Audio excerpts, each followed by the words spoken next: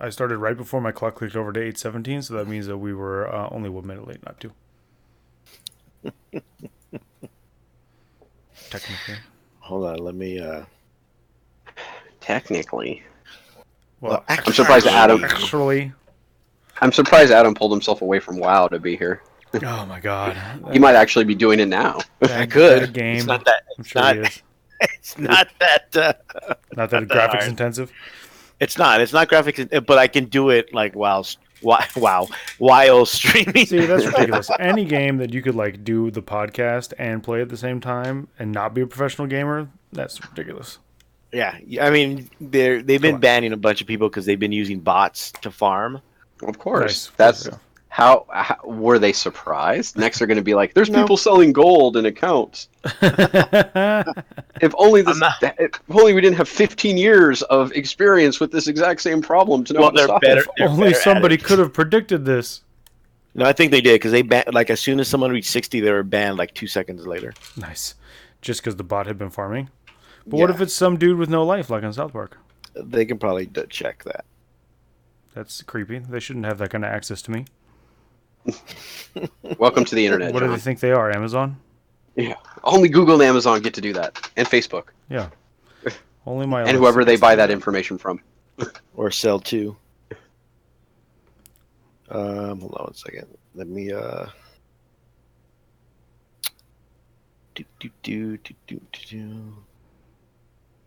I'm just looking at it on my iPad so I can see the comments. I don't have 50 screens like John does. I'm getting 2 more. I'm gonna have 4. Oh my god! I currently have 3, and I'm gonna have 4. Obviously, somebody's overcompensating. No, because I'll have 2 computers, one to run the stream and one to play games. Oh, we didn't say it was 4. Like we made it sound like it was just for 1. No, I mean it's all in one setup, all in one room. I mean, I only know at work there's a few people that have 5 screens. Oh man, that's amazing. That seems like a lot. You get so little work done. It's awesome. Well, but you can look busy. You would think. Right. You would think. Once you've used 2, though, it's hard to go back to using 1. I'm having trouble at home because I use 2 at work. Yeah, it's really. So I'm having trouble at home, so I may have to get another one. I have a hard time at work using just 1. I haven't had a desktop in like a decade, so I just recently bought. I keep it simple. Well, you're an on the move teacher. Yeah. I'm in a spot teacher who also has administrative duties like running summer camp. So having 2 screens is helpful with that. Yeah. I'm in one spot, worker B. Hey, Are we starting the show anytime soon, or what are we doing over here? I don't know. Are we Adam's ready? logging into WoW. Yeah. I'm logging. I got a We're lot. all waiting for you, old man. I'm logging into WoW. Hold on. I'm logging into WoW. Sorry. What the fuck? What was that? I'm outside because my that's kid's not not WoW. asleep yet. Oh. Yeah. I was gonna say that doesn't sound like WoW. No, I live right off a really like busy major street. Like I'm right on the corner, and the thing is though, it's only busy at certain times, and it's a very long straight street. So there's always some asshole who's got to go like 80 down it. Of course. I really need to get my air gun. Super loud muffler. Yeah. I need to get. There's one guy in this fucking like lowered, like riced out, fucking Infinity, that is constantly just does donuts right in front of my place, and I need my air gun out here so when I'm out here and he does it, I can just unload a few rounds into his fucking car. That sounds like you're gonna be on an episode of Cops. Yeah, I know, right? Not enough to hurt him, just do some damage. Just do some damage to the car. I just, I'm not playing. I'm not playing GTA Online. Sorry. Yeah. Sound like that, or like Forza or something like that. All right. Let's get started. Sad Clown already has a question for you, John. So White Scars are the best space. No, Salamanders are the best Space Marines. Salamanders Space Marines are the best Space Marines.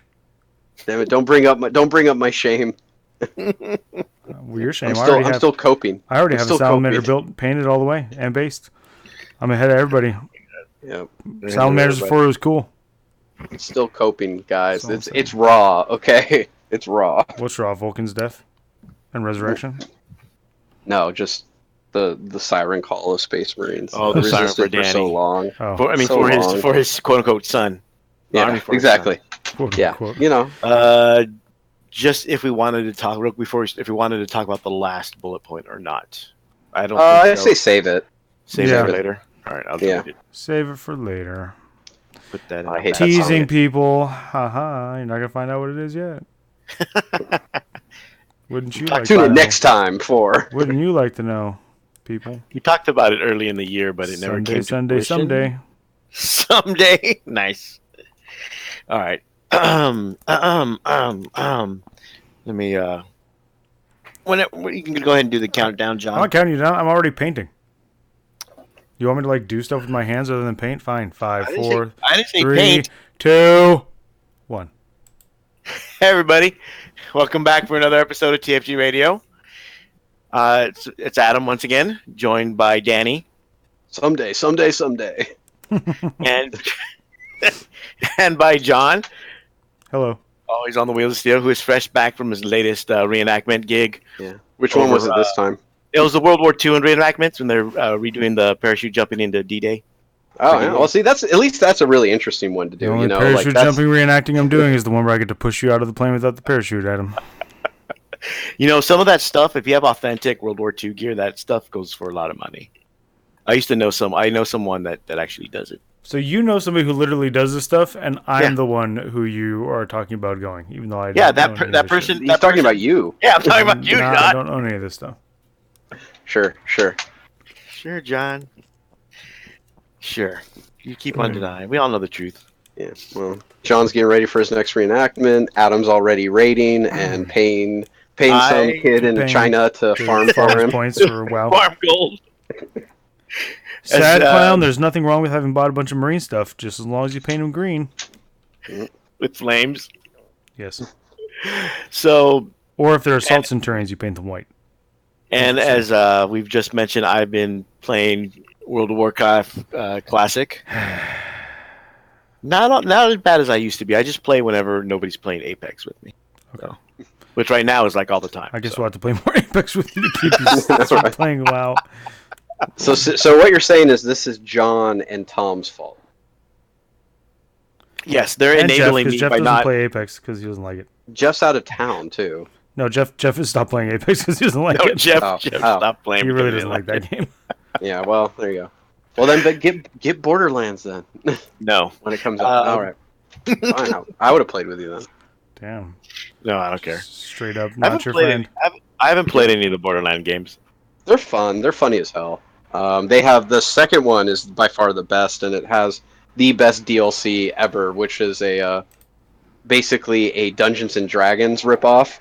Mm-hmm. That is you playing in this kind of fictionalized Dungeons and Dragon world that's just insane. It's such a fucking acid trip, but it is so goddamn funny. I can believe that with that art.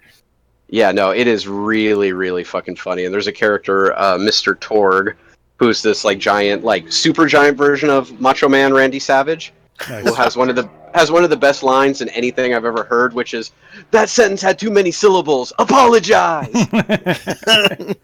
That's pretty funny. Yeah, but he has a great bit where he's trying to like crash the game with the main characters. Mm-hmm. And one of the players is like, "No, I got so much shit in high school growing up for playing this fucking game, and some fucking musclehead meat motherfucker is not coming in here and taking it from me because now it's cool." And then he immediately goes into like, "That's really hurtful. Like, just because I really like to work on my body and I find a great amount of relaxation, stress relief in my exercise routine does not mean that I do not want to be intellectually engaged in this." That's gatekeeping. Channeling his inner Vin Diesel or something? Yeah, it's amazing. That's more or less how it is nowadays. Yeah. I blame Darian. Yeah, Darian, the original, like, oh my god. Why are you playing D&D? You can bench press several refrigerators. Yeah. But reenactments and World of Warcraft aside, it's been a busy couple weeks, especially with Nova this past weekend. Congrats to the winners. Richard Siegler with Tau for the Open, and Nick Nadavati with G Cult for the Invitational. It's the first super major this season that Tao's won, right? Like I super think it's super the major. first any major the Tao's won. No, I think Tao has won a bunch of the, maybe a couple of the smaller ones. Like GTs, not majors though. Right, but I think this is the first major Tao has won. Yeah, I was thinking even just super major, like 150, 200 plus. Yeah, it is absolutely the first one that yeah. with over 150 players Tao's won. Yes. Yeah, but in terms of just as a major, like 58, right, and everything else. Yeah, I don't know about that. That'd be Yeah, interesting. where's the Falcon? We need him to run that real quick. Yes, that's a whole different podcast. The Falcon would be very useful right now, as opposed to the other one. Who's the other one? Is there another one? There's two birds. Two birds in Is it one like stone? We're not talking about Falcon that and the stupid Osprey? peregrine guy from Daka Daga. That's old. Peregrine. That's old. That bird is not useful ever, and certainly not now. Fly. Now, see, now I want a show that's the Falcon and the Osprey or something like that. That would be awesome. Sounds like a spy movie. I know, exactly. I'm just saying it sells itself. It does kind of sell itself, actually. There should be two birds on that show. And one stone. And one stone. Also, see, sells self. Like I don't know. God. We should make this happen. That's all I'm saying. We're not. We have enough stuff on our plate. That's true. Fair enough. And we keep on adding more. Mm-hmm. So there's a lot going on in Nova. We did have the show, the whatever it's called, The preview. The preview had a lot of information about other stuff other than 40K, so we're not going to talk about that. Aw. Okay, we'll mention Warcry, how they're getting beasts for Danny. And mercenaries, essentially. Is that what it is? Because I didn't really pay attention. Yeah. It's the new supplement will have where you can get mercenary, like I think it looks like mostly generic chaos mercenaries that you could add into your team. And then it looks like giant beasts like the Chimera. So I guess it'd be more like, can your warband fight this fucking giant monster? Which honestly sounds cool as fuck. So I'm about it. So it's D&D without the adventures. Although you can do a campaign, and there are rules for doing campaign play. So it's D&D without the role playing. Yeah, I mean you could add the role playing. That's kind of the point of. And then you're playing D&D. But cooler models. You could just use the models for D&D. Wow. That's modeling for advantage because they're tiny compared to the GW models. Yeah, that's true. See? Quit trying to fucking cheat at D&D, John. Yeah, because that's a thing. That's where the word munchkin comes from. Hey, I'm going to cheat at this game, DM. Cool. TPK. Bye. John, why don't you let us know what you're painting? Oh, this is armor for the Castigator. For my second Castigator, actually. The second one, yes. My second one. This is the one that will get the TFG logos. It's the same color scheme as the TFG Knights. Oh, that's good. The red with the gray. I like it. That's the same color I'm doing all of my Knights in. Yeah, and then this one over here is my finished green and black Chaosy one. So beautiful. Thank you. I agree. So other than Warcry, I just need a third Castigator. I think I'll be set. Yeah, sure. Other than Warcry, there were other announcements. One of them we talked about, which everyone's talking about. No, we're not talking about that yet. That's at the end. Go by the. I would tell you to go by the show notes. But I've already went. Yeah, we've already jumped around. So. So they're more like guidelines. So they talked about Psychic Awakening, which we still don't know really what it is. Yeah, kind of. It's a Reveal Psychic Awakening. It's a thing. Cool. Thanks. Yeah, it's a campaign. Okay. Thanks. Yeah, everyone's involved. Okay. One. Cool, thanks. Details. It doesn't seem to be just one. It seems to be a bunch of campaigns. Yeah. Bit more. It's going to be a shit more books to haul around to play like one army. It's like trickle down economics. So we're going to get nothing. So it'll also be a failure. Yeah. But it'll be sold to everybody as a great success for 20 plus years, but it'll be an epic failure. Amazing. I guess it depends on what race you are. I can't believe it took GW this long to come up with this. Just like real trickle down economics. Or copy. Depends how much starting capital you already have. It'll be like, is your codex already good? It's even better now. Were you suffering? We've made it actually worse. A little worse. So it's like real life. There you go. Real life trickle down economics. So basically, if you even read read the announcements. It's just basically it's the next narrative going forward in the storyline. They say new rules for every codex. But the big psychic Primarch's already out, so why do this?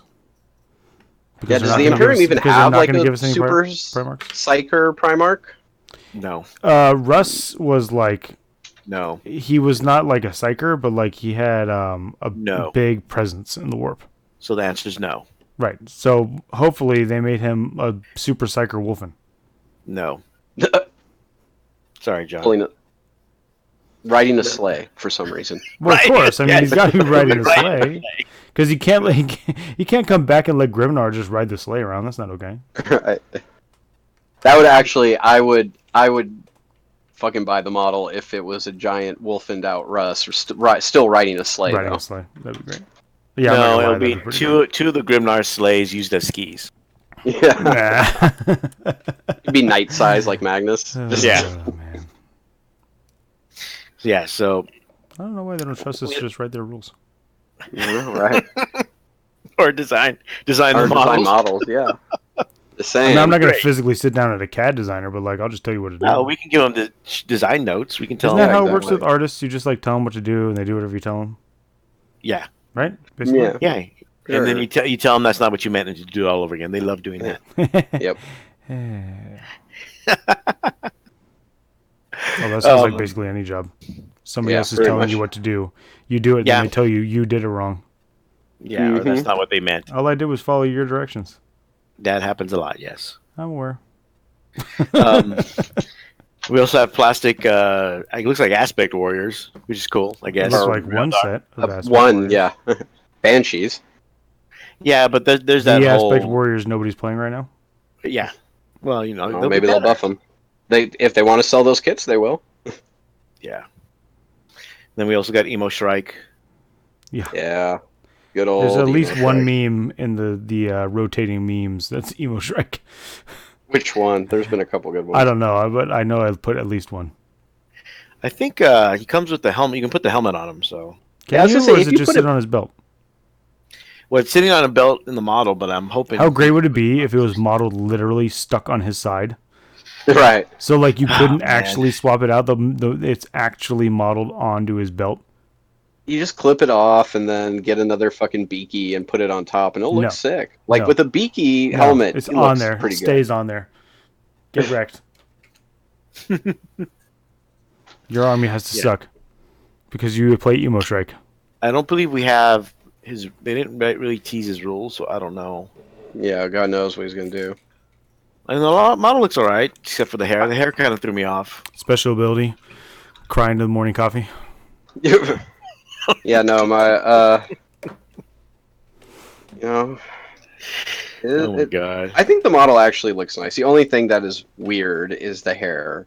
Just because it's weird to see such a contemporary hairstyle in the Grimdark. Yeah, that's really, for me, what it is. It's, wear your hair however the fuck you want, who cares? But it's just like, when I think of the Grimdark, I think of fucking 80s fucking death metal, right? Yeah. Like, hairstyles, not My Chemical Romance hairstyles. That's me. I agree. Yeah. Ooh, Sad Clown wants to know the story behind the memes about not reminding your opponent of the rules and so you cheated. Oh, that's skipping ahead. We'll get to it. We're getting there. We're getting there. Yeah. So we have Emo Shrike, Warcry, and then what John mentioned earlier, we have the new Sisters of Battle. I'm not going to mention the Age of Sigmar stuff. Pre-order that the moment it comes up. The Age of Sigmar shit looks slick. It's like, sorry, Tomb Kings, you guys got annihilated, but you are reborn into much cooler models. Yeah, I'm not going to lie. Those are pretty cool. Yeah. Even I noticed and was like, oh, what's that for? Fuck, not my game? Cool. Right. They're very Tomb Kings. They are Tomb Kings, I right? think they're literally the only faction in that game that I legitimately like. What? Tomb Kings? No, or the new ones. New ones. Yeah, those new ones. Like, everything else that's come out, I'm like, sure. No, those models are fucking dwarves awesome. and blimps, okay. Like, I like the dwarves. Water people who bring water with them? What? I like the giant fucking turtle. I'm sorry. Right, this is the problem. Oh, I do like Korn. I do like the Blood Warriors and the Bloodborne. Okay. Yeah. I like those guys. Those guys are cool. Age of Sigmar has great models. It's a great game. Shut up, John. They're too busy. Whatever. They're too busy. The models are too busy. You're gonna get the Osterary guys, and you're gonna start playing. You're gonna be like, fuck. You're gonna be like, oh my god, this is the greatest game ever. Skeleton dudes? Quit 40K. Yeah. And that's what's gonna happen. I'm Ossiarch, gonna buy you a box for fucking Christmas. Ossiarch Bone If Reapers. a certain somebody stays in our goddamn league, I might. We'll talk about that at the end of the show. That's at the end. I might, like I said, for Christmas, John's gonna find a box, and there it is. By Christmas, First hit's free. By Christmas night, I might need it. First hit's free. So, Sisters of Battle. We saw if you have been keeping track, they've been having the newsletter that brings out all the different hints about what's coming up. I actually like the Redemptors. Yeah. Even with the Redemptor Dreadnoughts? Not the Redemptors, the Retributors, or I don't know, the ones that are Dreadnoughts? Don't like themselves. The Penitents? I feel like they're running out of words for the Imperials. The Repentia? Yeah, I feel like they're running out of words. You need to start using Penitent looks cool, but it always look cool. Repentias, I think, look pretty good, even though people complained about the tennis shoes. They need to invent some new words. They need to run, wear tennis shoes. You can't get good traction on bare feet. Exactly. Your whole thing is like... Not sold in that excuse. Yeah. So someone couldn't sculpt feet. Clearly. It's like when I put everybody with helmets on because I don't want to paint faces. Well, it's like it's also like artists always talk about like hands being hard to draw. I would imagine are the same way, right? Yes. Are there any legitimate artists watching this show right now who can confirm that? No. That is the story around the guy who created Deadpool. Is that he had a really distinct kind of that weird hyper. Oh, Liefeld? Hyper everything, but his big thing was that he couldn't draw feet, so he never just had character. You never saw characters' feet because he was just like, I can't fucking do it, and I'm not going to do it. Interesting. The guy who created Deadpool. Yeah, the guy who I would have thought you were like he couldn't do skin, so he just made the guy all fucked up. No, you look at his art style; it's very hyper muscular, and it's very 90s. Yeah, it's over the top, very muscular, very. So he should have drawn Superman in the 90s. 90s Superman was ridiculous. Well, he didn't draw Superman. He was Marvel. Muscles. He was Marvel until Who remembers this? Yes, because I don't read DC normally. Well, no, I remember. He was super weird and yoked in Death of Superman. Yeah, well, and a couple of them they had the fours at the time. It was Adventure Comics and Action Comics and Man of Steel and then regular Superman, and each one had different artists, but they're all telling the same storyline. And the Man of Steel ones were weird, they were all super angular and way over buff. Right. And then when they did the Return of Superman, that was the one that did the Man of Steel, the guy in the steel suit, the black guy in the steel suit. And he was Steel. all super huge. Yeah, Steel. Yeah. He was all super huge and yoked out and all angular and funky. I like that era of comic books. I'm gonna go find my comic books. I have mine in a basement somewhere. Sisters come out in November. Box set I think includes a limited edition, so I don't know how quickly we can get those boxes. How fast they're gonna go. I need to try and get one of those. I give about 5 minutes. At least one. I know, right? I'm hoping I can get one through Frontline, so I don't have to pay fucking retail. But if I have to pay retail directly to GW, then so be it. They got me. They finally released Sisters. They got your $500. And it's technically not Space Marines. Yep. Space Marine armor. Just leave it alone. Leave it alone. Don't worry, he's gonna do Shawmare. Still fresh. He's just Shawmare Space Marines.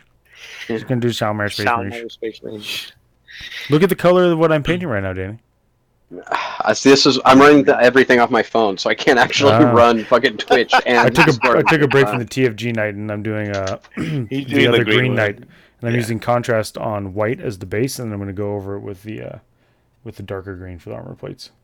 Oh, just be glad you can't see it, Danny. Because I usually do 2 coats in the green anyways, and I'm like, well, I think if I do 1 coat in the contrast, I can probably do a thin coat in the other, and it'll be the same as what I normally Yeah, or do. you just use the darker contrast. I did that with my Abaddon, where I did a On the armor I plates, did a it light doesn't work. black, and that but even on Abaddon, it's armor plates. I did a light black, and then I did or like a gray, and then I did a dark black in the center. Right, and but it came out pretty nice. these armor plates are huge. The contrast true. on armor, these big flat areas, is not ideal. Right, yeah. But it is ideal as a base coat.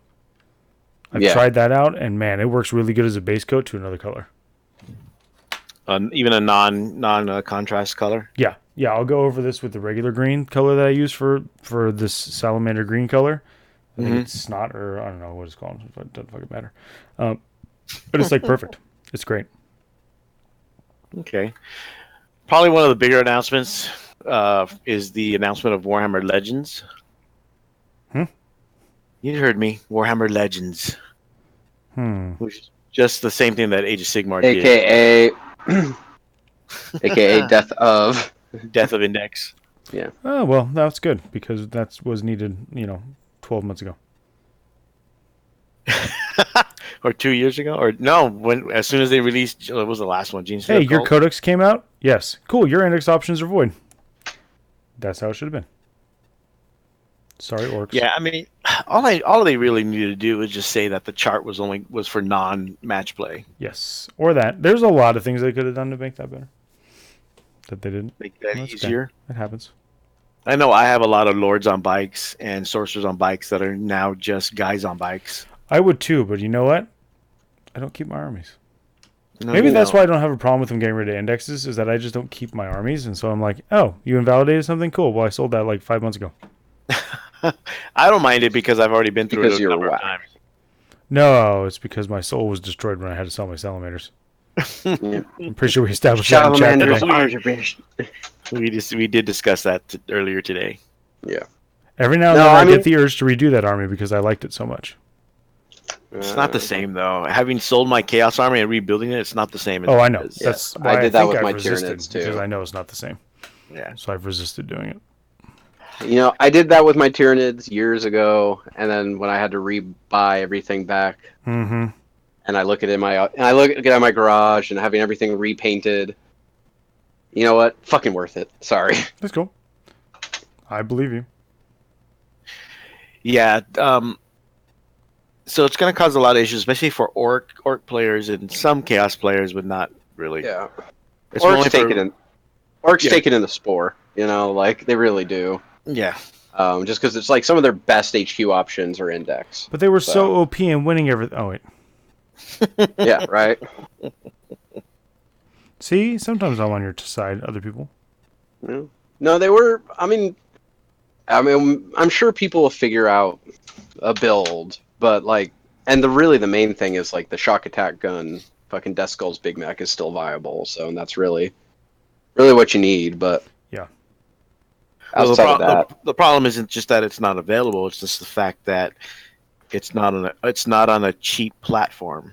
Right. Because you have to take the Big Mech and Mega Armor to get the KFF, who's slow as shit. To get the KFF.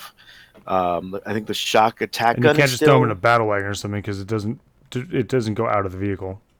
Right. Yeah. Shock attack gun Big Mech is still there. That's in the codex.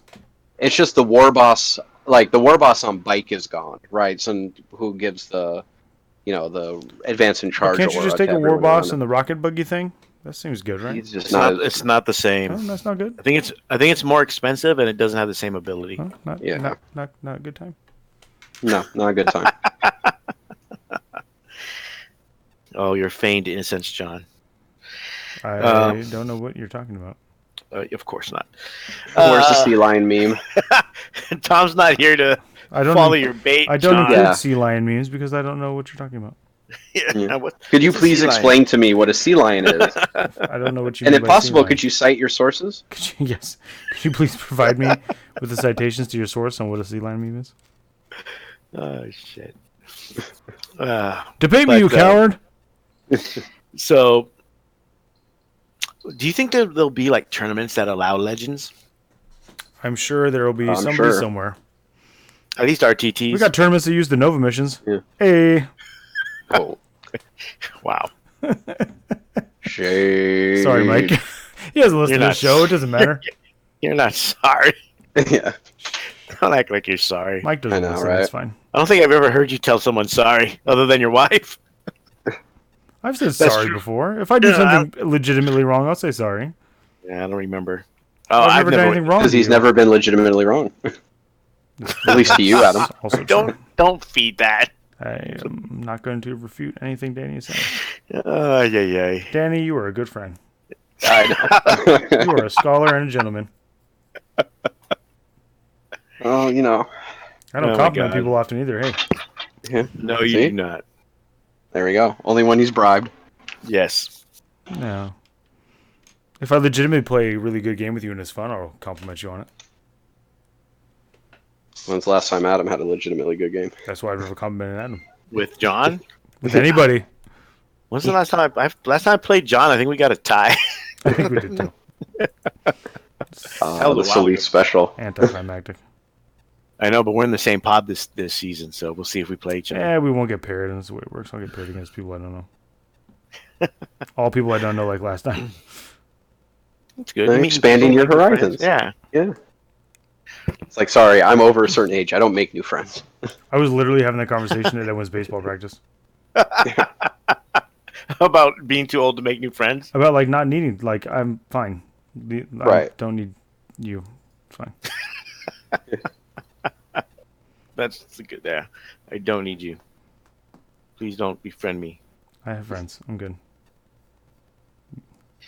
So, there were a few things that happened during the tournament that most people are aware of that we'll discuss. Well,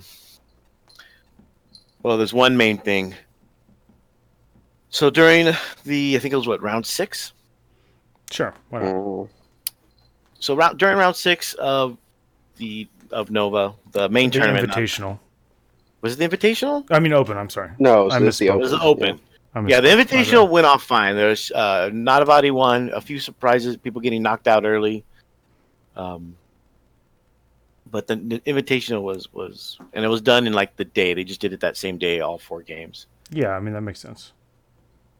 Do it. Yeah, it also sucked if you got to the top table of the Invitational and then you have to play a bunch of other games that aren't the Invitational.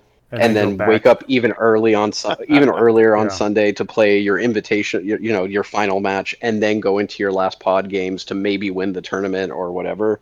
Like that would suck. Yeah, I never liked that about that. But then again, I probably will never get to go because I can't go that weekend. So, whatever. I'm not bitter. No, not at all. Nope.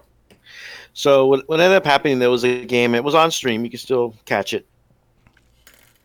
And during the course of the game, a player forgot to bring in a unit. They were playing Gene Steer Cult. They forgot. They put it back into the shadows. According to the stratagem, they have to come back the next turn. They did not. I believe his opponent went to his movement phase. Mm-hmm. And in that case, the unit is essentially dead because they didn't come out of Deep Strike. Yeah, I also heard a version of it where the intent was to bring them back on and then bring them back off with the same strat again. That is possible, but unfortunately, because GW does the stream, yeah, they're not mic'd, so we have no idea. The players aren't mic'd, so we can't. It's more or less hearsay, right? And there's other things I've heard that is also hearsay, but may paint it like a clearer picture, because everyone assumes that he just forgot. Maybe he did think that, and that's why he didn't put them on, or. We thought about it because I think you put them. When do you use the strat? That's the other question. I'll look it up right now. Because you bring them on at the end of the movement phase. Sure. Yes. And the strat might be at the end of the movement phase, and because it's his turn, he can determine order of operations. Yeah. Right. So he could do that. He could, legally do that. Well, let me check right now. Date and I can judge wherever I want. Whatever I do what I want. So what ended up happening at the time anyway was the judge allowed him to put them back in the shadows for 1 command point because I believe that's what it costs. Mm-hmm. And then what you saw on the stream, according to the one story, that was the intent. Yes. and on the stream you start seeing the judge move the models, move the Gene Stealer Cult players' models, which brings up a few questions. One is a number of questions. One is so one is basically allow if the intent was if that intent was made prior to him forgetting, quote unquote forgetting. Do you allow that? Oh, so I just got the stratagem up. It is at the end of the movement phase. Right. So you bring him in, could do that. Bring him in, put him right back out, and then put him back out. I mean, if the other player agrees that was the spoken intent, right, then I guess so. Because it's easy to say, "Oh, that's what I meant to do," when it's your opponent's turn already. And right, but if the other player agrees that yes, that's what they said, that was the spoken intent. But my question is, if that's what was going on, why was the judge involved in that at all? Right. Why did if that was the intent and that was the spoken intent, and the other player can confirm it, then there wouldn't have been a judge there. Right. Because it would have been what you guys had agreed to. Yeah. So if you guys agreed to it, there's no, and you happen to forget, but your opponent acknowledged that you were going to do that, then there's no issue. It's weird. It's all a little weird. I'm not gonna lie. So in cases like that, as a judge, especially if you're on the top table and you're essentially that's all your job to do, like for Slaughterfest, all my job was just to watch the top table at that time. May do it differently next year, but this past year, I was at the top table, or the stream table. I shouldn't say the top table. I was at the stream table the whole day. My job was just to watch that table. I'm assuming that's what that judge's job. Yeah, that's like what we do with me at the last day of LVO. Right. My job was to watch the stream table. So, if that's the case, then the judge should be able to hear when that is discussed, or at least be involved. Right. Right. For example, during the top 8 of LVO this past year, at one of the tables, a player assumed their opponent heard them make a statement about what they were going to do. Player stated that assume my movement phase. the player did not claim to not hear it, and to be honest, I was sitting at that table. And I didn't hear it. I didn't hear him either. So he did not properly show his intent, because out of the 3 people there, 2 people didn't hear him say anything. Right.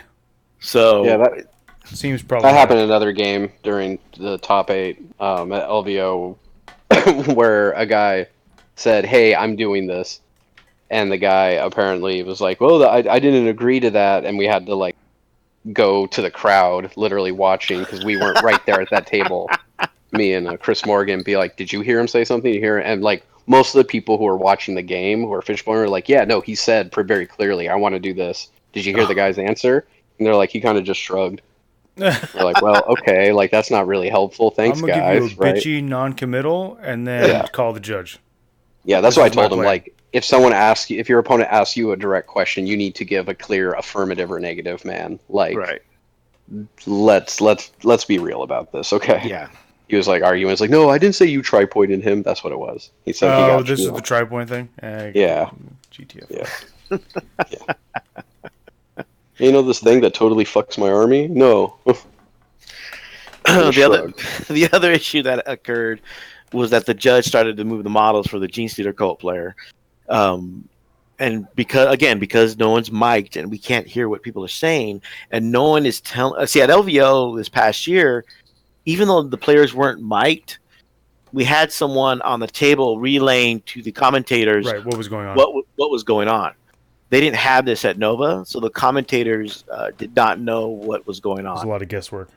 Yeah, so I've heard, and I can't confirm this, or I haven't confirmed this, is that the reason he was doing this was because the 2 players were having a discussion, and he was doing it to just kind of get the game going. But there's 2 questions. There's 2 questions out of this for me. First one is, as a judge, do you help people move models? No. At any time? No. For any reason? I'm not a third player. The only time I've touched other people's models or done something like that is when we're talking about the placement of something, and I'm doing it to show the placement of something, or they've literally asked me, "Can you do this measurement and this thing?" and then I will assume and do the measurement and the movement for that particular instance. But there's like, no, otherwise, like, I'm not going to move your whole unit, bro. Or like, I'm not going to move your whole movement phase stuff because you've got to do whatever the hell you were doing. That's just not going to happen. Absolutely not. I'm not a third I've only ever moved models like twice, and it was all in 7th edition with Deep Strike, of someone being like, if I Deep Strike here and I deploy my unit, am I going to die? Right. And I was like, well, okay, I'll deploy it and, see what happens here. Right. Well, that's different. That in that case, you're still trying to figure out if he's able to do something or whatever. Right. You're not. You're not helping him move his. You're not facilitating the game. Right. Yeah. Like in the sense of like, here, I'm going to help you play your army. Yeah. And I can see a time where maybe at a certain point you would have to do that if like there's a player who has like a an actual like physical limitation. Of course. Right. Where you're just trying to be fair because it is going to take them 30-40% longer. Yeah, you can make up all kinds of legitimate exceptions until the cows come home. Yeah, but there's like very few actual real world situations in which a judge should be moving out of the player's models. Yes, in like such a fashion as in like they are playing the game. So in that instance, even if the players are arguing, then discussing the rules or whatever, then you just let the time arguing. Yeah, the judge should then come in there and like resolve that immediately. Okay, right? What are you arguing about? That leads into question 2. So you come to a table and the two players, let's say you come to a table, it's not even, or you just happen to be passing the table. Sure. And they seem to be really heated and you kind of stop and start to go to the table, or you're at the table, you're at the top table or whatever, and they are discussing a rule or a measurement or whatever. Mm-hmm. At what point do you intervene to get them back on track? When it's clearly poor sportsmanship. Right. When they're clearly speaking to somebody that in a manner that is not appropriate, that would not be considered, sporting, right? Like, if they're just saying like, no, man, I really think it's this, but no, I really think it's this, right? Like that's one thing. But if they start really just getting like, no, man, you're not fucking listening or something like that, that's really when you've got to just start jumping in there, right? Like, and calming it down and resolving it and just getting the game going. Yeah. I mean, this literally happened at LVO. We had a situation where two guys it was the end of the game, and the one guy was like, he's slow playing and eating his clock because he doesn't want me to be able to have my movement phase, and this guy's like, I'm not really, and they were like not at all behaving like adults. Right. And I literally looked at the two of them, and Chris Morgan was there for this one, and I was like, the two of you are going to play, I'm going to stand here and watch the rest of your game. The two of you are going to play this game in a sporting fashion and like gentlemen, and if either of you doesn't, I'm just going to DQ you for the round. And this is before we had red cards or anything like that. And they were like, and I was like, no, that's what's going to happen. I'm going to stand here and watch your game, and the two of you need to play like adults. And if you don't, you're gone. And they were like, fine, okay. And they played their game out, and they behaved, and the one guy lost, and the one guy won, just like it is, because it's a game. And that was that. And then I got Facebook friend requests from both of them. I accepted one of them. Nice. So John plays favorites. I don't play favorites. After. No, just the one that won.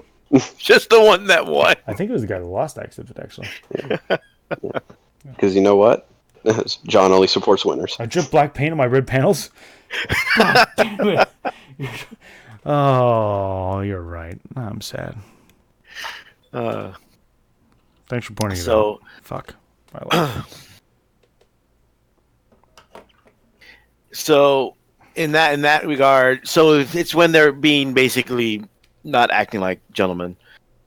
What about? I mean, there's also a certain point where you basically either have to give them an answer whether they asked you or not, right? Or just tell them to keep on playing. So I went to one table, and they were arguing about something, and one of them called me over, and they were just continue arguing, and nothing I said. Basically, they were just arguing the same point, and everybody knew the answer, which was basically the player has to re-roll whatever they rolled because the other player didn't see it. Yeah, right. So he's claiming he didn't see it, which is, and I wasn't there for that part, but that's what he's claiming. So you have no idea, yeah. He's saying, well, He's basically saying I wouldn't do that, or I wouldn't cheat, basically. Because a lot of times what happens is when people say that, their opponent assumes that they're calling them a cheater, where it's like, no, I just didn't see it. So according to the code of conduct, it's not a player it wasn't a player that says that all the time. Does something like that. He just happened to either was putting his models away. It's a player who's saying they have integrity, and they literally have integrity. And so the answer to that is he has to re-roll it, but and everyone knows what the answer is, but they were still arguing it. So at that point, I just had to tell him to just keep playing, and goes what you got to do. There's no real reason for me to be there because they're just arguing for the sake of arguing. So they're not being, and they weren't being like unsportsman to each other or rude. They just kept on belaboring that same point. Right. And this was early in the tournament, so there was no clock right now. Although I did think they did use a clock. I wish you could post the GIF of the meme. Kids, you're both terrible. That's more or less what it is. So I think in those circumstances, you have to determine when is it already enough, or when is it all right? This is getting nowhere. Is just keep playing. A minute. If they spend more than a minute trying to figure something out, then they need a judge. It wasn't even trying to figure something out. It was just moving on to doing what they need to do and accepting the result. Axis of Entropy, how dare you? He said too many nights. Too many nights. There's only 2 on this table. On this table? Too many. I mean, does he have any idea? You cat, I swear to God. Oh my God. I fucking hate this kitten so much. Jumping right up on everything I'm doing. Yeah, for those that don't know, John got a new kitten. I got a new cat? Yes. I believe my children and wife got a new cat that I begrudgingly agreed to adopt. As you can see on the stream. Anyways, there are way more than just 2 knights in this room, Axis. I have another one next to me that's a Castellan, which will probably never get used again. I've got a Valiant, 2 more Despoilers. I have another Despoiler and 2 more Despoilers in boxes, and I've got a Lancer somewhere. I have all the knights. Enough. All the knights. Do they all combine to turn into one? Somebody said, "Hey, do you want knights?" And I said, "All." Oh, I also have Armigers someplace. Helverins and Warglaves. There we go. Which I never use those. Nobody does. So Danny, you say a minute. Yeah, if they're actually just keep talking about something for over that, then it's if they can't come to an answer themselves within a minute, then yeah, just intervene, get the game going. Especially if it's something that doesn't require you to talk about right. If it's obvious, move on, guys. Yeah, in my example, it wasn't even a rules question. It was just one player refusing to accept what he has to do now. Right. But I don't want to roll that again. Yeah, because I'm afraid I might roll I liked that result. Exactly. I needed a 12 and got one. How dare you besmirch my honor, sir?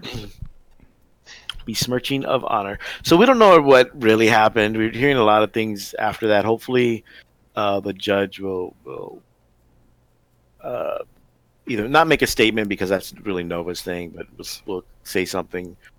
But for right now, all I can go by is what we see. And again, unfortunately, the players aren't mic'd, and the players aren't. There was no one commenting on what was actually going on to the commentator. So if you watch that replay, even the commentators are just kind of I don't think you should be doing that. Right. But they literally said that. I don't think the judge should do that. Yeah. I don't think that was the right call, but okay, it's the judge. Oh, damn. The judge is right in the moment. Yeah, so I mean, so John, what do you do if that happens to you? What? If you all of a sudden see the judge helping the other player move models or something. Am I judging the event also? No, you're playing. You're the opponent. If I'm the other player and the judge starts to move the other models, I call for another judge. What if he's the head judge? I point to the code of conduct and tell them that the judge is not a third player in the game because it literally says that in the code of conduct. Then he gives you a yellow. And I tell him I wrote the thing. I literally wrote that. Red, I literally wrote that passage about the third player. That was literally one of the things I wrote. I mean, it's similar to someone's buddy helping out or giving commentary or something like that. Or a kid who should clearly be playing at this point, and you need to just buy them an army and let them play. Yeah. Because I should beat you and I'm not because your kid is playing the game for you. A couple people have asked me about, like, what do you do in a situation like that? You know, and I mean, my answer was either call a judge or they have another judge, a different judge. Mm-hmm. Talk to the TO if there is a TO, if it's big enough where there's someone that's the TO or someone basically that's running the event or that it's in charge of the event. You know, and if it goes farther than that, I mean, especially if the game is using a clock. At no point would I be okay with like the judge being like, "Cool, you're almost out of time. I'm going to move these models." Yeah. And even if that wasn't the intent, sorry, no, you're not going to help move these models because he might run out of time and I might win because of that. And that's part of the game. Right. Yeah, being able to move your models efficiently and within time is part of the game. Also, as time we management mentioned, is part of the game. Someone mentioned earlier regarding knowing your opponent's rules. This event brought a couple of people out of the woodwork being like, well, the player who he was playing against should get a yellow card because he didn't remind him. And I'm like, which brings up something that I brought up. Cat, that's paint water. Don't drink that. Oh my God, you're a fucking idiot. Seriously? Let it happen, John. Just let it happen. God, I can't let he can't because then if it has to go to the bed, it's going to cost money. Yes. She went to live on a farm. That's all you say. Right. He went to live on a farm. Wow. Yeah. He's in a better place. Yeah, right? Mm-hmm. That's in a better place. Yeah, seriously. Out in the backyard. One of the memes is up right now. So they were like, no, that player should get a yellow card because he didn't correct his opponent on how to play his army. Or he didn't remind his opponent. Didn't remind him, yeah. Now, which one is like, are you cheating when you're not playing the game for your opponent? Right. No. So that brings up the question of sportsmanship or quote unquote spirit of the game, where you don't want to be a dick, but at the same time you are playing a competitive event, but you're playing with a rule set that's not made for competitive. Really, I mean they have match play, but it's not like true match play. Yeah, it's not truly designed for this. Right. Correct. I think match play is just them putting points in. Yeah, or whatever. I mean, who knows what their intent was with that or whatever, but I'm just glad they did it. So I guess the question is, at what point? I guess if you're consistent in the application of whether you allow takebacks, them to do something because they forgot or whatever. I think if you're consistent in your like, well, you can go ahead and do it or you can't do it, which I'm fine either way as long as. Or if you discuss it beforehand, like, hey, are we doing takebacks? Yes or no, or only maybe just one mulligan. Sure. Is that the way it should be, or is that the way you would see it, or would you just what's your default? There are some players who are like adamant that takebacks should be allowed and that they always allow them. And I'm kind of one of those players that's like, I'm not going to ask you for them, but if you ask me for them, I'll probably be like, sure. Okay. I mean, and there's other players that are like, no quarter given, no quarter asked. Yeah. Danny, what do you think? I mean, I think it's really just between the players. It has to be a clear agreement at the beginning of the game of, do you want takebacks? Yes. How many? Okay, we have agreed upon this number. That's what we're doing, right? I really don't think it is poor sportsmanship to say, I'm not going to let you have a take back because you recognized you made a mistake. Right? Like that. I don't think that's poor sportsmanship at all. That's being kind and that's being, kind of generous. But again, I could never imagine any professional sport basically allowing takebacks, right? Of like, oh, hey, yeah, you were supposed to do this thing, but you know what? Like, you forgot, so I'm going to let you have it. Our receiver ran the wrong route. He was supposed to run a post, and he ran a fly. So can we do this over again? No, sure. It's like, oh, you intercepted me because he forgot. He got the play mixed up. He thought it was this, and that's why you were able to intercept it. New England Patriots all day. Yeah, I mean, it's just one of those things of like, you making mistakes is part of playing in a competition. What really separates great players from other great players and good players is not necessarily raw ability, talent, even dedication. It's the ability to not make mistakes and to capitalize on your opponent's mistakes. Yeah. Right? Like that's part of competition. That again, chess would be. Could you imagine like a chess grandmaster being like, "Oh shit, I didn't see that. Can I get a take back on that?" Right? Like, hey bro, you mind if I take that back? Yeah, if his opponent was like, "Yeah, it's fine," the chess world would be in a fucking uproar about that. It wouldn't. That guy would not be like, "Oh, he's so nice, he's so generous." The common consensus would be like, "What the fuck is he doing?" Right. That player sucks. You can't do that. Wouldn't it was like, what's the point of playing the game then?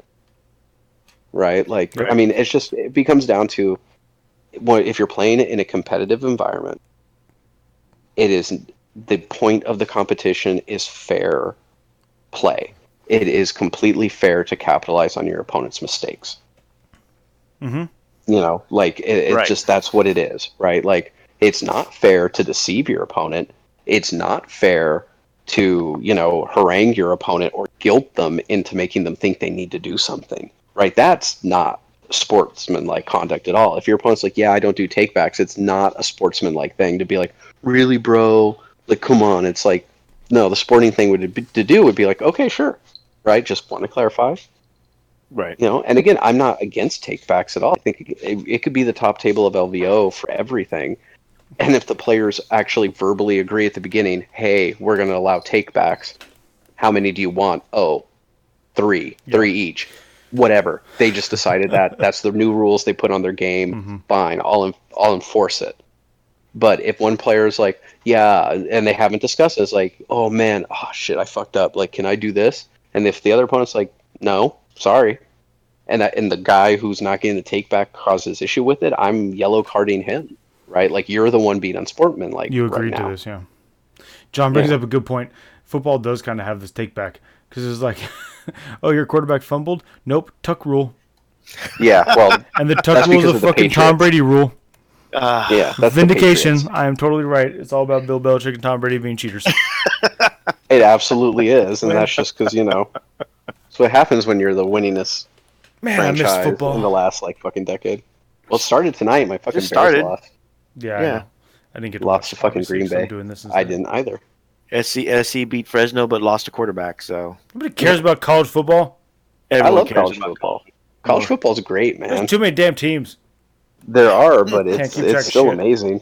The craziest shit happens in college football. That's true. They are some of the most entertaining games. I will absolutely agree. I'm not going to follow what's going on, but it's pretty great.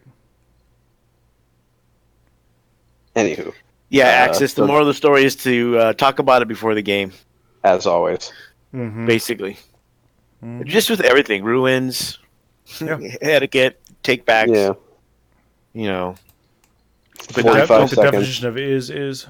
Oh, God. Yeah. But no collusion. No collusion. So one thing someone's mentioning is if we talk about Space Marines, because they did get their FAQ. Space Marines? They get their FAQ. Salamanders are the best Space Marines. We won't know that because they're not out yet. They're pretty good without their little book thing. So imagine what they're going to be like when they do get the book. I think Tom is all about the Space Marines. Danny's building Jankless, but that's Danny, so that doesn't count. Yeah, I only know Jank. Well, you just theory craft most days. Danny, what is this that appeared on my painting table? A fully painted and based Salamander Space Marine. I can't see it. It's okay. It appeared right here on my painting table, fully can't see it. Based with the flavor and everything. Oh my God! Can't see it. It doesn't matter. You can't tempt me. John, I'm not trying to tempt you. I'm just saying that if we do this and I do it too, I was first. John coming out with you were already first. I know.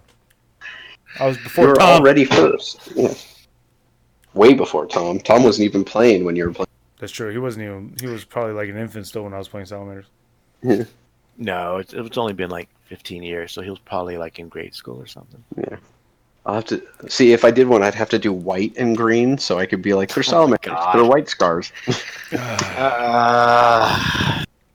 Hey, Mr. Silver Marine can never, ever, ever anyone about. I absolutely can, because I used to be like, "You're absolutely right." Whenever somebody bring that up, I owned it. I'm totally fine with everybody saying that shit about me, because they were right. Mine are unknown founding, so I can do whatever I want. They're not just silver. But they did come out with the FAQ for Space Marines. I don't think it was anything huge. I don't recall, except for the drop pod doors. Oh my god, just die. They're just trolling us at this point, right? Like, they have to just be trolling us with that at this point. I mean, with the Space Marine rule, the one thing in the FAQ I thought was really interesting was what happens when you have an effect that says roll this dice number, and this additional thing happens, like you get additional hit, etc. And then what does that extra hit count as in terms of a die facing? Does it count as anything? And they said that no, it counts as whatever generated. So it gives you more. It gives you more stacking of if you have on a 6, it's an auto wound. It's auto and a wound, and then on a 6, you get an extra hit, right? That it becomes cool. You get an extra hit, and you also get you get 2 wounds, one from the original 6 and one from the new, additional hit. 6 you just rolled. Right. So it becomes, anything that can get that boost can use those powers of like, on a 6 I auto wound, and on a 6 I get an extra hit, just can fucking explode. Yeah. I mean, not even that. The way I always thought it would have worked anyways. The 6 with the extra hit, but if it's a 6 again on something like a sniper, on something that causes a mortal wound on a hit. Right, yeah, then you get the mortal wound again. Now you're doubling the mortal wounds that you take. Yep. But that was already the way the Centurions worked. When you ran Imperial Fist Centurions, and you shot the bolters, and you got the extra shots on a 6, that initial 6 still did whatever. And then you get another shot. Like, didn't that already work that way? No, it's not like now, it's not to generate an additional shot. It's generate an extra hit. It's an extra I see what you're saying. So, got it. So, like, that's why it was on Reddit of, like, math hammer-wise, if you get all of these buffs on, like, it's the incursors, that they can, like, a full squad of 10 does something like 105 auto wounds. Right. Okay. It's like fucking insane. The opposite way, or the wrong way, right? Yeah. Yeah, no, it's not just like, the 6 triggers, you get this, and then you get to roll an extra hit roll. That was always clear. It's, no, what does that additional hit, like Tesla? So if you have something that has, like, the Tesla rule and also does something on 6s, right? Yeah. Like, that's where it's just become, that's how it is. Yeah, if there's bonus stuff on top of the 6s, other than it generates more hits, then that explodes. Mm-hmm. Yeah. That's what we're talking about. Axis wants to know if every TO must now explicitly override the drop pod doors, or you just need them to cause field bad games first. I'm pretty TO sure should overrule the drop pod rules. Yeah, if you go to a tournament and a TO doesn't do that, they're like, no, we just play it as it is. The doors count. You should be suspect. You should change your list. You should just change your list to all drop pods. Just bring all drop pods, and then when they give you the answer, just play drop pods. No, then if you're playing against drop pods, just make sure you have assault elements that can just go wrap those motherfuckers. That's like, cool, you can't shoot me anymore. That's fine. Just stay in your deployment zone, and I'll grab all the other objectives. Right, yeah. Stay 9 inches away from this objective, please. These games don't sound like any fun. Well, that's the whole point, yeah. Also, the drop pods can't come in after turn 3. Yeah. Yes. Mine are back on the shelf. No more than turn 6. I'm just going to go take this objective drop pod. Yeah. My how many points for just like, this is my objective now that we all forgot about. That happens a lot, actually. Yeah, it does. But when there's like 5 or 6 objectives, like, chances are you're scrumming somewhere else, right? Like, you're not going to be fighting every place on. There's just going to be a part of the board that's abandoned. Yeah. Because, so, like, if you can just turn 6, well, fuck, that's mine now. Like, why not? which is, I don't know, drop pods. They're still, you're going to see them for the turn one. Like here's the Grav Devastators with Grav Amp, and let me annihilate something. So key tip: if you play if you play anything with a 3+ save that is super vulnerable to Grav, make sure you screen the shit out of it. Right? Don't let anything get close to it. What's the rule for Grav? Isn't it 3+ armor? It's if you have a 3+ or better save, then the damage is increased to D3, and the Grav Amp stratagem is reroll all the wound rolls with Grav weapons and reroll the damage rolls. Oh, okay.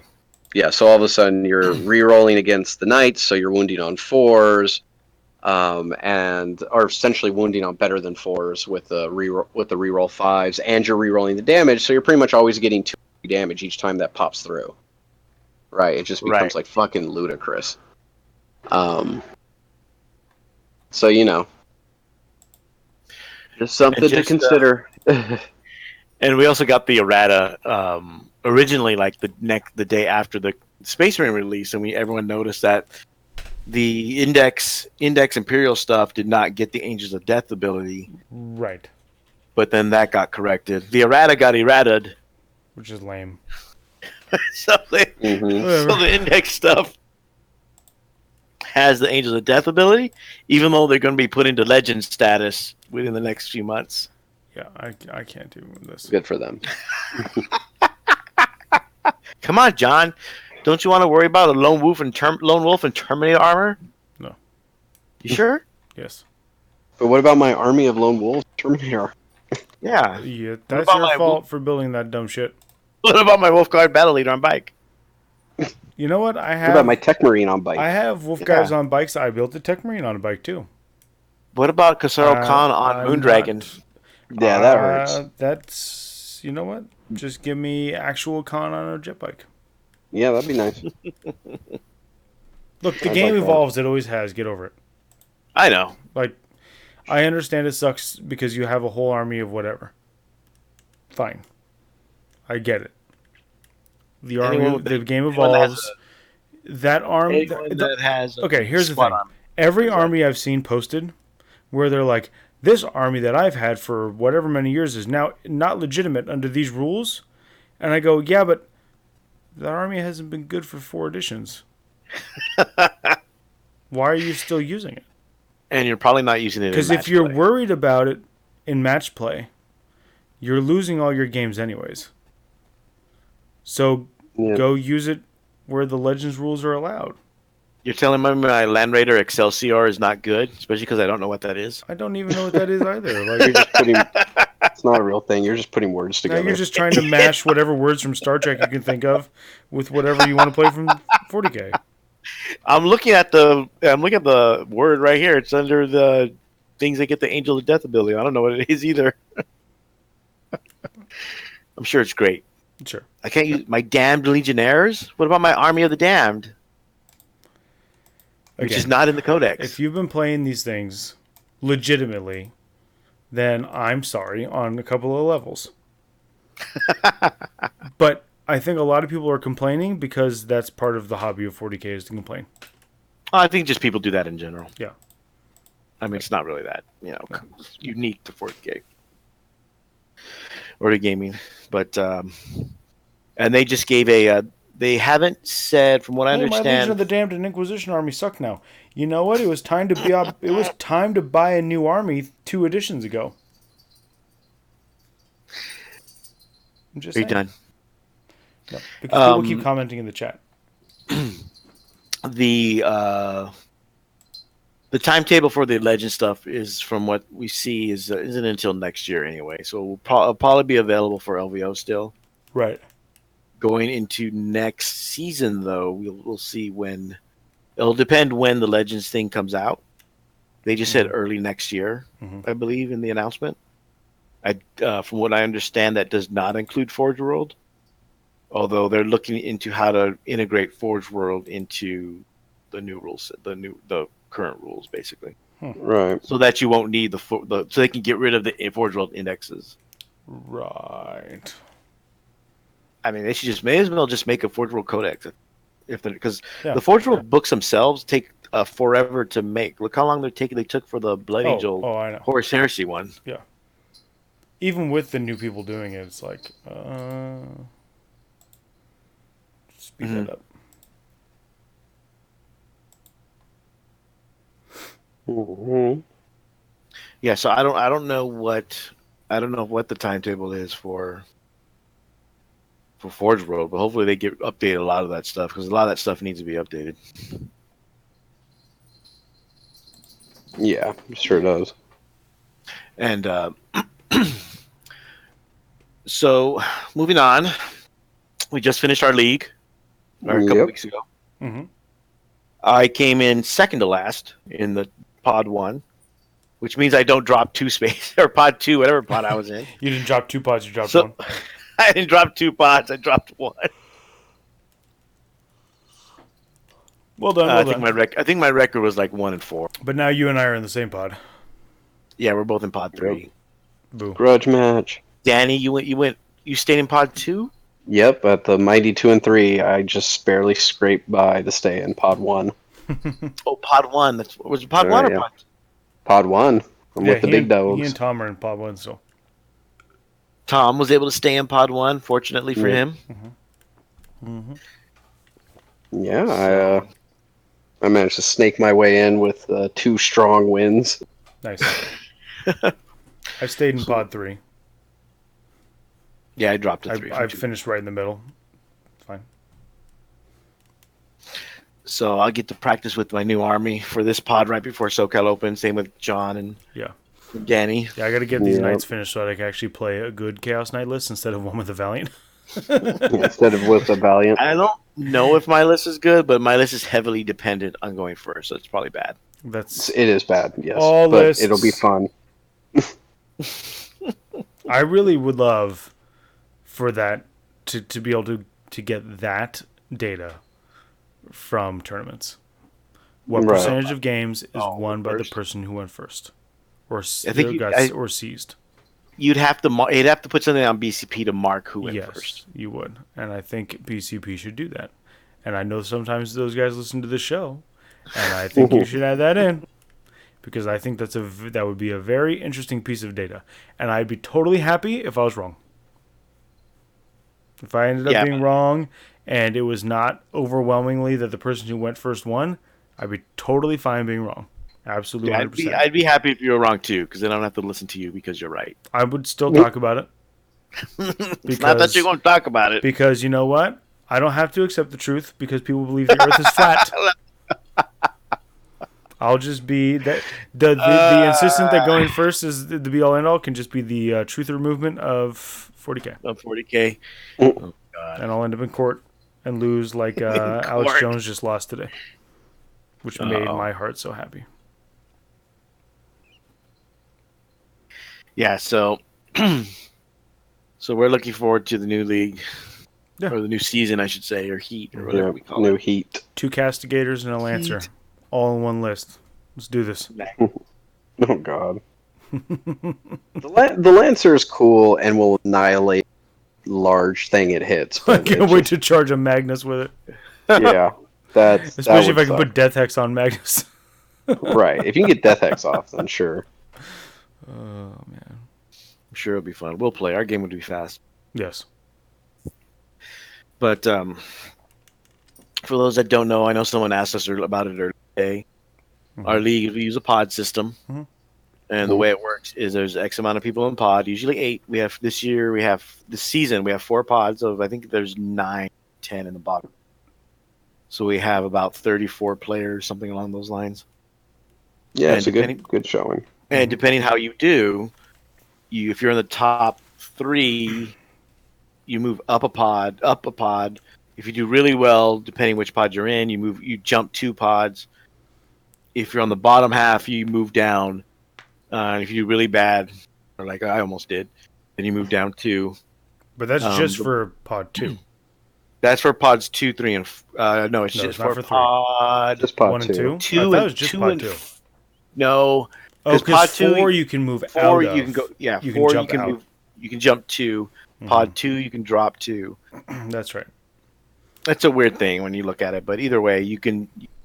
every season. I think it's fun. The players shift depending how they do in the previous season, so you end up usually playing players of the same caliber as you. So if someone happens to have a good season or got good pairings, they may move up, but then get knocked back down because they're playing tougher opponents. Mm-hmm. And so people move back and forth. Like John, Danny, and I have been moving up and down the pot all season. Which I'm fine with. I started in 2, got up to 1, bounced down to 2, bounced back into 1, and now this is the first time I've stayed in the same pod. I think John went from 4 to 1 to 4. I don't think I was ever in 1. Really? I think I I did. I started out in 1. I went 1, 2, 3, and then stayed in 3 for 1. And then I've never dropped down to 4. Okay, well, because we didn't have a 4 at 1. We had a 4 last one. But you were in 3, so you stayed in 3. Yes, I stayed in 3. Yeah, I've gone down. I went from, I think I was in 2 or 3. I've gone up and down, so we'll see. We'll move in a shaker. I'm not that worried about it. No, because we're not. the league for fun. Yeah. It's practice. It's a way we can get to practice our list and get to practice against people of the same caliber, hopefully. Yeah. Yeah. I mean, there's always those new people who are in there and you kind of don't know them or never seen them around. And then Mark Merrill whoops your ass and you're like, what? Didn't realize you were this good at this game. Okay. Thank you for kicking my ass in your house. So I think that's the nice thing about the pod system, and we pulled it from Keith Berry, who runs it in San Diego. Like that's something we came up with. No, it's something that they've been doing for a long time. Shamelessly stolen. And they have a much larger pool of players in their area, in San Diego area. I think they have twice as many players as we do. I wouldn't be surprised if it was almost 3 times. That league is freaking huge. Yeah. So, but it's a lot of fun. If you can, it practically runs itself. I mean, once you get started, there's not much you need to do. But if you're looking to run a league, we suggest using this pod system because it's easy to set up, easy to run, and easy to manage in terms of player skill, especially if you know the players and know where they might be, things like that. So. And I'm still playing Chaos. John, you're playing your Chaos Knights. Danny. Yeah. Well, I'm Chaos because I'll have the. Because you have the Red Corsairs. Got to get all those CPs. Yeah. The list I'm thinking of only has like 4 or 5 CPs. Nope. So I gotta. Nice. I gotta figure if that's what I want to run or not. I'm thinking of another list that uses Mauler Fiends, but I don't know if that's gonna be good or not. Mauler Fiends. I don't know. I'm not comfortable playing with only 5 models. Yeah, I wouldn't be either. Honestly. I mean, Tim helped come up with the list, and he's comfortable with stuff like that, but I'm not. Yeah, no. Gotta play what you know. I guess I'll play it and see how it goes. What you're confident in, really. Well, I think I just need to start playing it. Sure. Maybe. I just don't want to play like what's like the popular hordes right now. I just don't want to play. I mean, I like the idea of Plague Bearers, but I don't want to play 90 Plague Bearers. All that stuff. It's just too much. Yeah. Get the games done over and quick. Either way. So we'll have to see. I think Danny, you're playing Bash Chaos Brothers. also? Yeah, Bash Brothers. I like my list, and unless I suddenly magically a Space Marine army shows up on my doorstep, I might pull a John for SoCal. Oh, God. Be like, here's this list I actually do really well with, and let me just throw that away. And for this other list, I think will be good. Yeah, I know those have no feels. real practice. I know those feels well. Yeah. Oh my gosh. Speaking of knights, though, I guess it's my turn for the night challenge. Yes. Yep. By our next episode, that game should have been played. It'll be not this coming weekend, but the following weekend, Nice. the 14th. I'll September. originally play that army. See how it goes. Mm-hmm. I think Danny, you said you were going. Yep, we'll be there. So Danny's going to try to stop me, and I think Tom will be there to try to stop me. Well, if we get paired, hey. I wouldn't be surprised if we're not paired. Let me just put it that way. Yeah, I was gonna say. Maybe I'll TO that one. I'll run that. Don't worry about it. I'll take care of it. Yeah, you'll have to play Tom and his jank space. No Marines. behind the curtain shenanigans, cheaters. Well, that one might be the best chance for me anyway, because that's the same weekend as the team tournament, the local 2-day team tournament. Mm-hmm. Right. And a lot of the strongest players at Dice Hammer in Lake Forest at the bowling alley. Yeah, so a lot of the better players will be there. A lot of the better players will be there, so I have a better chance, but that doesn't mean I'm going to laugh so hard if Adam goes 3-0 with the night challenge list. I will immediately contest. Contest these results. How many Russians colluded on Facebook to get this result? All the Russians. All the Russians. Nah, with my luck, I'll go from Flames of War in his army, because this is I'm using them as nurglings because they're only 15 about the right millimeters. size. That'd actually be hysterical. They probably all were diseased too, living in close proximity like that. So I'll probably go 0-3, knowing my luck with those knights. So that's for me. Night challenge coming up, and then John just has to play his. Not much time And left. we can have a new challenge. No new stupid challenge. Who love him. Who can paint the best Salamare Space Marine? I'm out. Yeah. But Immediately disqualifies Adam. Yeah. I'll just win by default. Cool. I won the next challenge. Everybody heard it here first. That's fine. Our end of the year contest is coming up. I'll announce it next episode. There's absolutely not. It absolutely is. There's two options. No, there's not. I haven't decided which one to use yet. Both involve John. Why? One directly involves John. One kind of involves people. The show. Don't even like me. Yeah, that's almost like one of the contests. Who dislikes me the most? No, there's okay. Well, the two I'm deciding on. There's the hate coup. That's a good one. I kind of like that one actually. And the other one is other nicknames for John. Oh, that's terrible. The hate coup is at least entertaining. We'll see. Why not both? John has a fine nickname. All right. Plus, I'm not saying we're going to use it. I just want to hear other nicknames for John. I would. Like it was just dick all the time. I would say we should rather give a real nickname to Tom besides Butters. Oh, we can do that. That could be a good one. Maybe we can do that too. Oh, maybe we can make that the Patreon contest. Oh yeah, give Tom a nickname. So if you want to try and give Tom a nickname, join our Patreon. No man. So that'll be the Patreon contest, and the hate God. coup will be the main contest. Okay. Everybody. Sounds good. John's on board. I It's am not about. begrudgingly on board. Yes. I have to do the stupid night challenge. You got to do these stupid contests. Fine. It's gonna be fine. It's gonna be fine. So that was SoCal Open. I'm going for sure. Danny's going for sure now, right? Well, I was sure, and now maybe not. Unfortunately, 'cause Danny's a tease. No, it's just my kid's preschool is apparently doing a Halloween pageant on like a Sunday, but she hasn't told me what Sunday yet. Yeah. Oh, that's fun. That's not a school day. No, it's not. That's but it's the only day that the parents are around. So that'll probably be one. Yeah, exactly. That's the boat I'm in, is because the Sunday before Halloween, that weekend was before Halloween, and Natalie's birthday is Halloween. So I had to push her to figure out what she wants to do, and push her in the direction of doing it on Halloween or the weekend after Halloween. So I'll be there. Tom will be there. Tom will be there for sure. I mean, I have a ticket. John is a maybe. Yeah. Danny is a tease. No, I'm still a solid maybe. I already got my room and stuff, so right.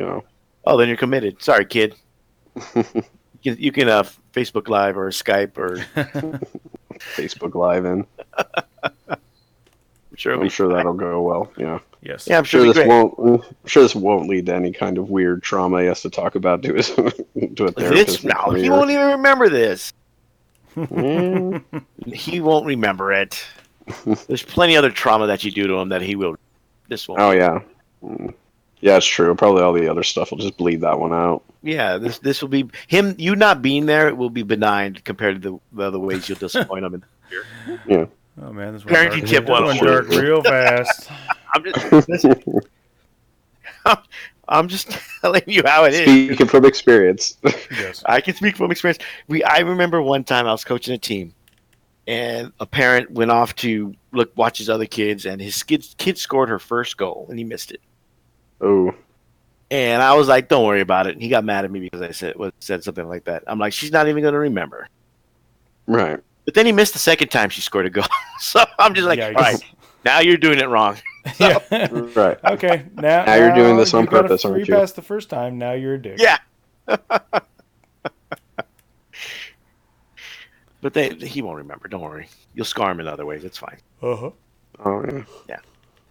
Take it from my experience. I know that's not going to go over with your wife, but which she will remember, even though your kid won't. Which is what's more important. Yes. That's the tip. So it's really not about the kid. So I will be there. Tom will be there. We're have our finger crossed for Danny and John. Yes. Yeah, it'd be the first tournament I think we're all at. It would be, yes, and actually playing. Yes. Like one of us is not judging or anything like that. Then one of us just needs to win it. Yeah. No. Yeah. Sure. We did mention it earlier in the show about John playing another game by the end of the year. Oh. Yeah, you mentioned No, that's because I'm not doing that. I'll just quit wargaming. It's fine. I will just quit miniature gaming before I decide to jump over to Agency War. Yeah, but I'll pick up competitive Catan. There we go. That's a thing. So it's like There's always magic. Wow. Yeah, wow. Talk about There's always competitive Pokemon. Jesus. Right. Talking about going dark. Wow. Yeah. There's always Yu-Gi-Oh. Now I'm depressed. So can you play Munchkin competitively? Yes, there's a collectible card version of Munchkin that you can play competitively, and people have. And people played regular Munchkin as like a tournament at our local con, the one that's every holiday weekend. They do competitive board games plus card games, and that includes Munchkin. So, but we mentioned last episode when we talked about Hammer Wrath about the store owner. The store owner has decided that he wants to play 40K after when did it leave? 5th edition? John? Yeah. Like a decades-long hiatus from actually playing? He's been gone for a while, and with 8th edition bringing back a lot of players that used to play, he has decided to start playing with the release of the new Primera stuff. He is for lack of a better word, he is a toxic player. Yep.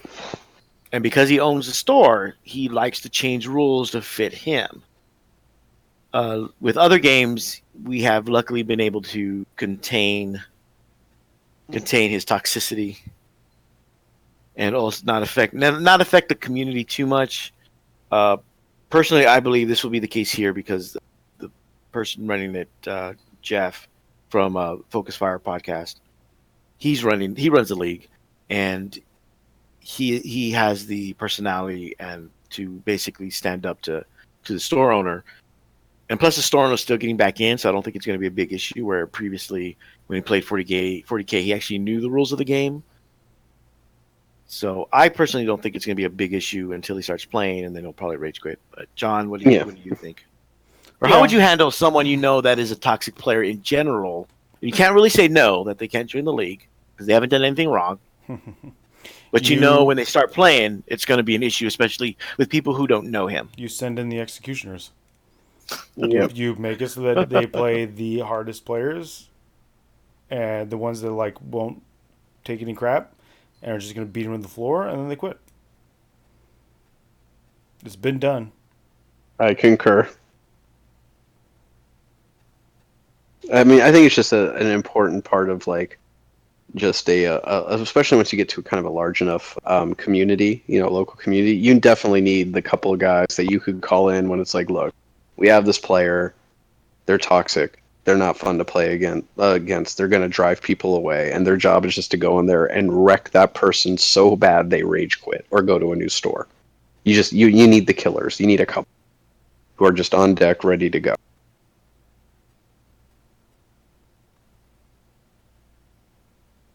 Yeah, I mean that's really the only way you can handle it. You can't do much else. I mean, there's literally nothing else you can do. That or just endure. No, you can just tell them like no, but like in our case we can't because it's his fucking store. Different. Okay, so let's take this in. The problem is he'll throw you out of the store. He'll ban you. Well, so let's take it in two different ways. First, let's say it's a person that's just a player, not an owner. Let's say, but everyone knows they're toxic. Now, let's say the tournament organizer or the league organizer hasn't had experiences with this player, but he knows about him, so he can't really say no just because he doesn't like him. So you got to have a come to talk with him. Right, okay. Before anything starts, you have to really like lay it down of like, look, this is your reputation. It doesn't matter if you think it's deserved or not. This is your reputation. So if there's any issues, you will be dropped from the league. You will be banned. This is your only warning. Play nice. Right. Yeah. Right. No, that's yeah. Mm-hmm. Right. And then you have to watch them like a hawk. And if someone does come up and complain of like, yeah, that game was just so not fun, he was really abrasive or whatever they do to be toxic, then you just like, look, man, you had your shot and you blew it, so bye. Right? Yeah. Right.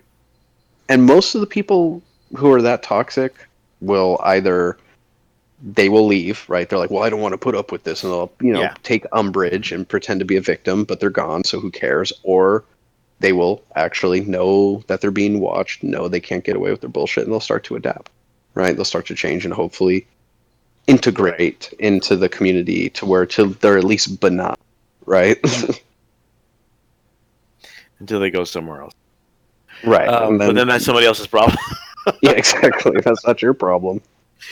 And in terms of for our unique situation, or maybe it's not so unique. There are a lot of stores nowadays, and every store owner is a nice person.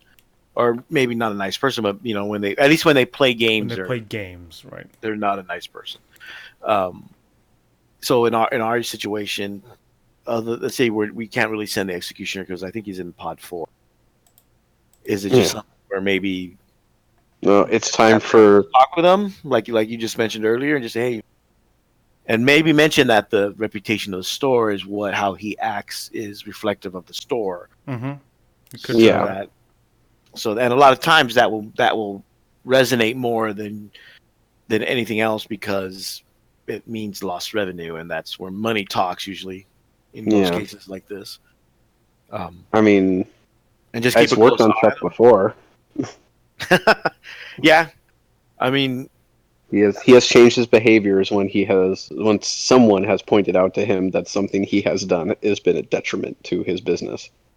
Yeah, and I don't think in this case, because a lot of times what he would do is change rules to his benefit, but I don't think that's the case in here because he's not running it. Right. So I don't think that's an issue. I think it may just be because he's when he gets excited, he's loud and boisterous and can be intimidating to some.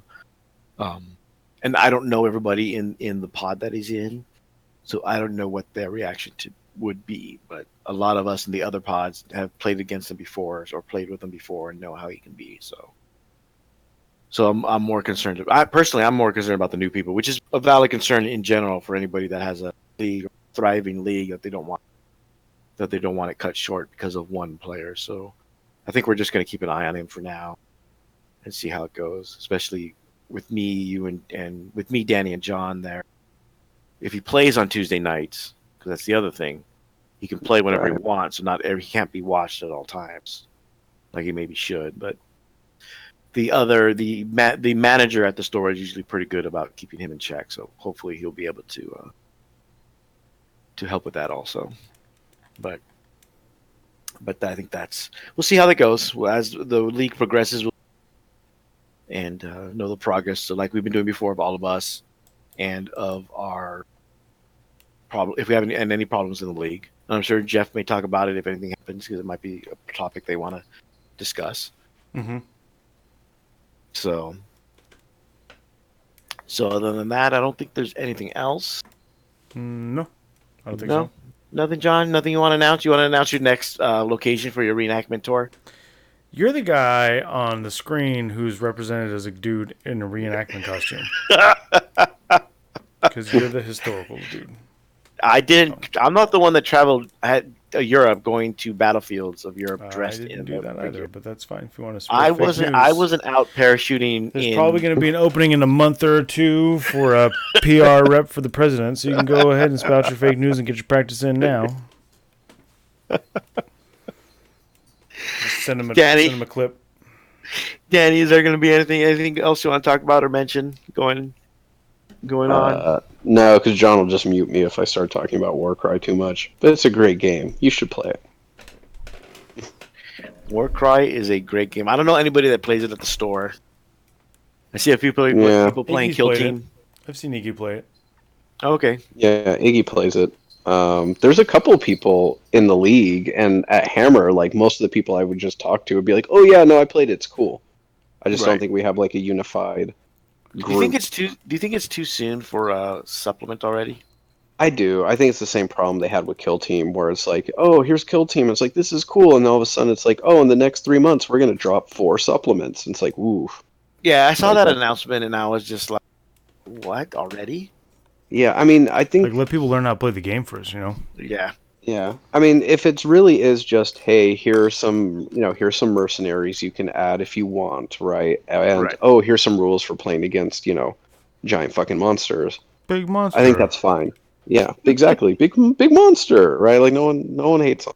But if it gets to, like, again, Kill Team, where suddenly you're adding in elites and you're adding in all these different type of things and different, new rules, it bloats too quickly, right? Like, it's just too much, especially for what's supposed to be a fast skirmish game, right? Right. Because it really is. I mean, right now, it's a game. If you have, if you've got a 45-minute lunch and you have a coworker who plays, and one of you brings the box set with the terrain, sure, you could easily find a place to where you could get a game in. Mm-hmm. Yeah. Right, and it's great. You can have tournaments where you're playing like 6-7 games, right, in a day, and still be done by like 4. Yeah. I that was my first reaction when I saw the announcement for Warcry. I was like, that's kind of quick.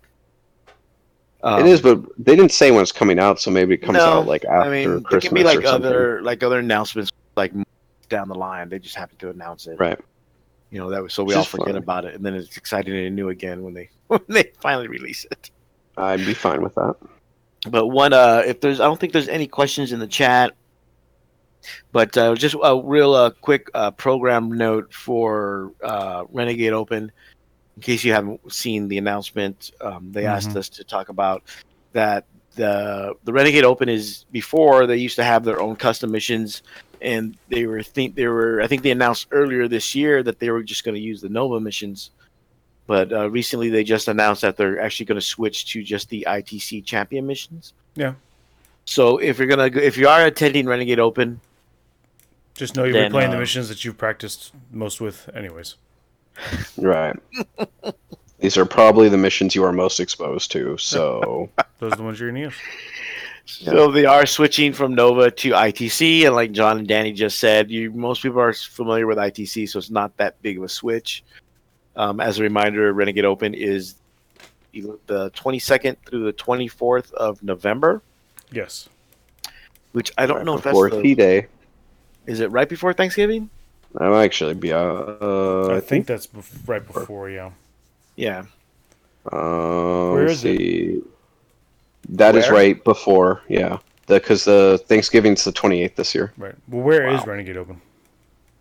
It's in Minneapolis, Minnesota. Oh, okay. Cool. Ooh, Minnesota in late November. Oh, yeah. Well, they need something to do, man. It's in Plymouth, Dress Minnesota, at the Crown Plaza. Minneapolis is a cool town. Yeah, it really is. Crown Plaza, Minneapolis West. I love Minneapolis, St. Paul. It's cool. Yeah, so Minneapolis is a cool town. So it's Plymouth.